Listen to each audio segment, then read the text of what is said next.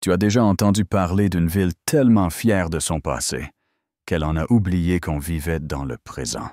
Ouais, bienvenue à Ashford Hollow, où le café est corsé. Les regards sont glaciaux. Et la vérité, elle brûle plus fort que de l'essence sur du bois sec. Tout a commencé un soir d'août, dans les bois profonds, au bout de la route du Comté 12. 3 agents Riley Dunn, Wade Proctor et le bleu Colt Barrett ont embarqué une femme menottée. Ils ont dit que c'était pour l'interroger. Ils ont parlé de procédure. Mais une fois les pneus arrêtés sur les feuilles mortes, une fois les lampes torches braquées sur cette cabane abandonnée, ce n'était plus des questions qu'ils posaient. La femme qu'ils ont attachée à ce poteau, qu'ils ont aspergée de kérosène et laissée aux flammes pour faire disparaître les preuves, ouais. Elle s'appelait Leona Briggs. Et ce n'était pas n'importe qui. Elle était la nouvelle shérif assermentée 2 jours plus tôt. Papier signé, badge remis, nomination officielle. Mais Ashford Hollow n'était pas prêt à voir une femme noire, bardée de décorations, la tête haute et la voix tranchante. Alors les anciens ont fait ce que les anciens font toujours quand le changement dérange. Ils ont voulu l'effacer. Mais voilà le twist. Leona n'est pas morte. Elle aurait dû. La cabane a brûlé. Les rapports ont disparu. Et Wade s'est assuré que les enregistrements radio soient nettoyés. Mais ce qu'il ne savait pas, c'est que Leona portait une caméra. Une toute petite, cachée dans un collier offert par sa sœur, ingénieure à Atlanta. Et cette caméra, elle a continué à filmer. Les images, jamais diffusées à la télé. Pas à ce moment-là, parce que la seule personne qui l'a trouvée, c'est un pompier retraité, Miles Kendrick, le seul homme noir du coin qui faisait encore des exercices d'incendie pour rester prêt et qui portait le fardeau d'avoir vu trop de vérités enterrées vivantes. Il n'a rien dit. Pas tout de suite. Il l'a ramenée chez lui, soignée, et attendu. Attendu qu'elle ouvre les yeux, qu'elle parle. Et quand elle l'a fait, elle n'a pas demandé « Pourquoi ?» Elle a murmuré « Qui pense encore que je suis morte ?» 3 semaines plus tard, Ashford Hollow croyait que tout était redevenu normal. Le maire parlait de unité. Riley recevait une médaille. Et au diner du coin, les gens buvaient leur café comme si de rien n'était, pendant que Leona marchait dans les rues invisibles. Silencieuse, mais attentive. Elle n'est pas revenue en criant. Elle est revenue en stratège. Denise Alvarez, greffière depuis 22 ans, lui a discrètement remis une boîte étiquetée « Appel d'offres pour les égouts ».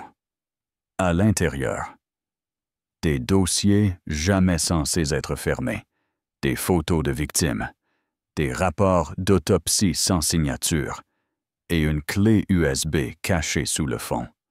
« Vous ne l'avez pas eu de moi », a soufflé Denise, les mains tremblantes. Mais je ne pouvais pas laisser ça disparaître, parce que ce n'était pas la première fois, pas la première femme noire à disparaître. Elles avaient entre 19 et 42 ans. Institutrices, infirmières, même la nièce du pasteur. Toutes mortes, toutes classées accident en moins d'1 semaine. Et qui avait validé chaque dossier le juge Carlton Briggs, l'oncle de Leona, un homme qui souriait en public, mais étranglait la vérité derrière son bureau. C'est là que Leona a compris. Ce n'était pas contre elle. C'était un système pourri de la racine à la cime. Il lui fallait un levier. Elle s'est tournée vers l'homme qui la détestait, mais qui haïssait le mensonge encore plus l'adjoint Wyatt Lang. Ancienne école, tête baissée, mais regard vif. Et quand Leona lui a montré la vidéo de son agression, ses mains ont tremblé. J'ai pas allumé le feu, a-t-il dit. Non, elle a répondu. Mais t'as laissé le bidon ouvert. Et ce qui est arrivé ensuite, Ashford Hollow n'y était pas préparé. Un matin, 6 heures, pile, la place du village a explosé. Pas à cause d'une manif, à cause d'une diffusion. Tous les écrans du café à la mairie ont diffusé cette vidéo floue de Riley Dunn, riant dans les bois. Celle-là, personne va la chercher. Des cris, des silences, puis le choc. Et Leona, elle, est montée les marches du tribunal avec son badge à moitié brûlé, recousu d'un simple fil rouge, et elle a dit « Je suis la shérif Leona Briggs, et j'ai pas survécu pour me taire. » Ce qui a suivi, c'était digne d'un film, mais c'était réel. Le FBI est intervenu, Riley, Wade et même le juge Briggs inculpés. Le maire. Il a tenté de se dédouaner. Mais devine qui a signé la démolition de la cabane. Ouais, c'était lui, mais Leona n'en avait pas fini. Elle est entrée dans le tribunal du district sud, a remis une enveloppe scellée au juge fédéral Moreno, et elle a attendu. À l'intérieur, des notes manuscrites, des photos de sa caméra, et un enregistrement audio, le maire et le chef de la police, se moquant, pensant que tout serait oublié dans une semaine. Spoiler alert, non. En 1 mois, 3 démissions, 2 enquêtes fédérales et un commissariat reconstruit. Depuis la base, les stores baissés, remplacés, les murs repaints. Et les noms des victimes, gravés à l'arrière du poste sous cette phrase. Plus jamais dans l'ombre. Tu crois que c'est fini? Attends, 2 mois plus tard, Leona est assise à Washington, sous les néons d'un comité sénatorial. Elle ne crie pas, elle ne pleure pas, elle dit juste « La justice en retard, ce n'est pas juste un échec. C'est une autorisation pour tuer. » Certains sénateurs détournent le regard. D'autres applaudissent.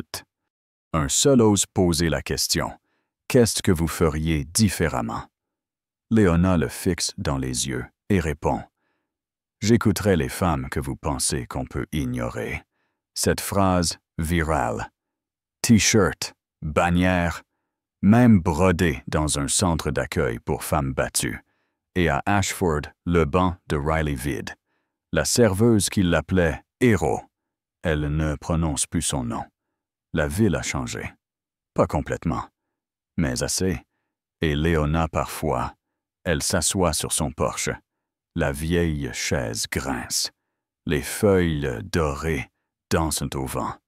Et elle écoute, toujours à l'écoute de la prochaine voix à soutenir. Parce que la justice n'a pas brûlé cette nuit-là. Elle s'est relevée, avec un badge dans une main et des preuves dans l'autre. Alors dis-moi, si c'est arrivé à Ashford Hollow, qu'est-ce qui empêche que ça arrive chez toi? À quoi ressemblerait la justice? Si quelqu'un comme Leona était aux commandes. Écris ton avis dans les commentaires. Parce que le changement, ça ne commence pas dans les tribunaux. Ça commence ici, dans ce genre de récit. Si cette histoire t'a touché, partage-la, parle-en.